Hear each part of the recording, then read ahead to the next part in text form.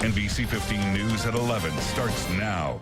Now at 11, it seems Tuesday's plane crash into the French Alps was deliberate. We'll have more on the co-pilot who apparently locked the pilot out of the cockpit minutes before the flight went down.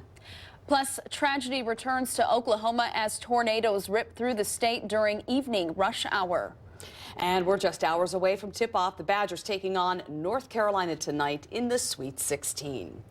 Well, good morning, everyone. I'm Christine Belfort. And I'm Ashley Matthews. Our big story at 11. A French prosecutor says the co-pilot of a plane that went down in the French Alps appears to have crashed that plane on purpose. NBC's Barry Arnett has more on the crash that killed 150 people, including 3 Americans.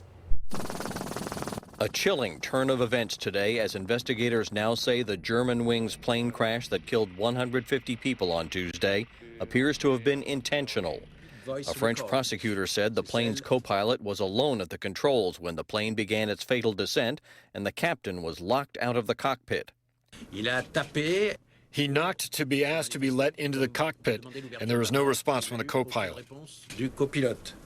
He said data retrieved from the plane's black box audio recorder captured the victim's frantic last moments. We can hear them screaming before the very last moments, just before the impact. This morning, the CEO of Lufthansa, which owns Germanwings, confirmed the co-pilot, 28-year-old Andreas Lubitz, was alone in the cockpit and appeared to have intentionally downed the jet. We have to see that obviously the crash of the flight was done consciously. Police took up positions outside of what's believed to be the Lubitz's home. Victims' families have begun a journey to Sayn-les-Alpes today, the site of the crash. Outside the school in Haltern, Germany, that 16 teenagers and 2 teachers attended, a moment of silence was held by students and staff.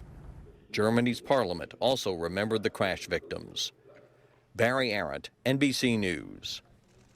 This is your Weather Authority forecast.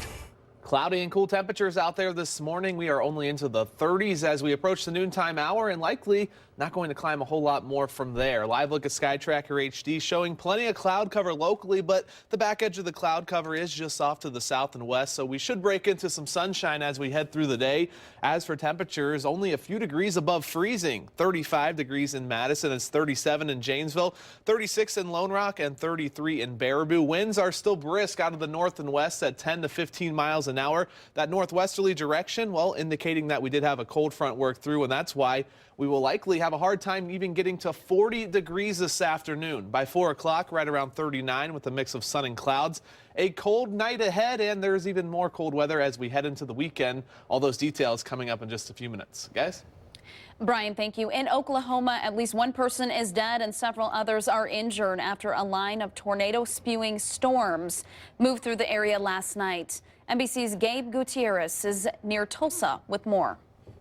Hey guys, good morning. Yeah, it had been a quiet tornado season here in Tornado Alley until last night. This is a donut shop, or rather it used to be a donut shop here in Sand Springs. It is the hardest hit area of Oklahoma. At least 1 person was killed in a mobile home park not far from here. 3 people were injured in that mobile home park, 1 of them critically. At least several dozen homes were destroyed near here, just west of Tulsa. There was also a gymnasium where there were about 60 to 70 people trapped inside. Firefighters rushed in and were able to take out, rescue these young girls, and amazingly, no one was injured. Today, Governor Mary Fallin is touring parts of the state, and she is assessing the damage. Tens of thousands of people were left without power here in Tornado Alley. Tornado season had gotten off to a quiet start until last night. Gabe Gutierrez, NBC News, Sand Spring, Oklahoma. And now in our continuing coverage, a memorial fund has been established for a state trooper killed in the line of duty this week. 21-year-old Trevor Casper was fatally shot Tuesday while confronting a bank robbery suspect in Fond du Lac. Yesterday, we learned it was his first day alone on the job. And today, his family is asking for your help to lay Trevor to rest and to honor his memory. They've set up a GoFundMe page. Right now, they've raised a little more than half their $10,000 goal. If you'd like to make a donation, please head to NBC15.com and click on News Links. A Weston man accused of intentionally burning his girlfriend's son is expected to be charged today. 22-year-old Christopher Colden reportedly immersed the 16-month-old boy in hot water. The child is being treated at the burn unit at the University Hospital in Madison for second-degree burns to his face. Representatives from the Department of Veterans Affairs are testifying in front of a U.S. Senate committee today amid accusations that the VA hospital in Toma overprescribed painkillers. VA officials say they are deeply concerned about the allegations. Investigations are ongoing. The House is also looking into the issue. Its Committee on Homeland Security will come to Toma on Monday for a field hearing. New census figures show the population dropping in nearly half of Wisconsin's 72 counties. The population estimates released today by the U.S. Census Bureau show 35 counties lost people from 2013 to last year. Manitowoc County lost the most people during that time. Next was Wood County, followed by Adams County. But the population of Dane County went up by about 6,200 people. And Wisconsin as a whole gained approximately 14,600 people. Our total state population is about 5,760,000.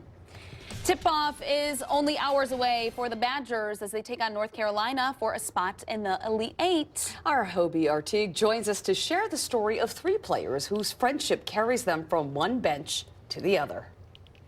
When Wisconsin and North Carolina hit the court here at the Staples Center later today, one might think these two will be sworn enemies, but that won't be the case for two Badgers and one Tar Heel who grew up as best of friends. Sam Decker and Bronson Koenig played AAU basketball with one of North Carolina's best players, Milwaukee native J.P. Tokoto. And though they will be battling for a spot in the Elite Eight, all three are excited about the chance to play against one another. Seeing them now is like, damn, we're about to play against each other. I never really expected that. To meet them here at this point in our careers, it's nice. It's a blessing. They're lifelong friends that have done well in their respective programs, and going up against people you respect, the fact that they're friends makes it even sweeter. I mean, we're family friends. We don't really talk too much during the basketball season, just being so busy and everything, but we're really good friends. For Tokoto, the decision of where to attend school came down to UNC and Wisconsin.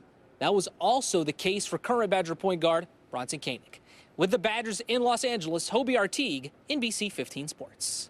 We will check back with our crew in LA during our afternoon and evening newscasts. And of course, you can watch tonight's game on TBS. Tip-off is scheduled for about 6:47, depending on how long the game before it runs.